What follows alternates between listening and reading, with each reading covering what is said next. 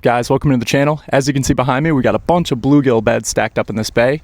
Looks like there's still quite a few males around guarding the eggs and the fry, and I figured we'd run a little bit of an experiment today. I'm looking to see how long it takes these guys to return to their beds after they're caught. There's a lot of debate on this subject, but I figured since we have a perfectly clear water here and quite a few fish still around, that we should be able to figure this out. So we're gonna get a tripod underwater and let's see if we can get some good footage. This is the one we're lined up on. Ooh, one of those darted in. Beautiful fish too. Well, this guy came off a different bed. Oh, and it's a pumpkin seed sunfish. We'll see if the camera picks up how long it takes this guy to return. But beautiful pumpkin seed. Ooh, quick release. They are super feisty this time of year as they're protecting their nests. Pumpkin seed came in and stole the show on that one.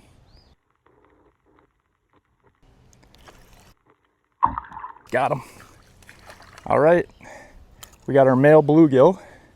Like I said, these guys are tasked with guarding the beds as these eggs hatch into small fry.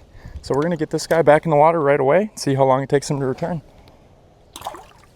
For all intents and purposes, I decided to speed up this clip 7.5 times so this video wouldn't get too long. And right at about 52.5 seconds, our bluegill found his way back to his bed. As far as that pumpkin seed sunfish goes that we caught moments before this guy, it's pretty hard to see if he's back there due to the lighting and where the camera's focused. But I would say there's also a pretty good chance that that fish had taken over this bed that wasn't his and maybe moved on to another one after we released him. Unfortunately, most of the underwater footage that I got after this was out of focus and murky, so I wasn't really able to use it. But I am happy we did get the footage of this dude right here. I will say that fish returning to its bed about a minute after release seems pretty typical for this lake. I've never seen one swim directly back to its bed in this lake, but I've also never seen one completely abandon it. I know that things can also vary quite significantly lake to lake and species to species, so I'm curious to hear in the comments what experience you guys have had personally catching fish off of beds.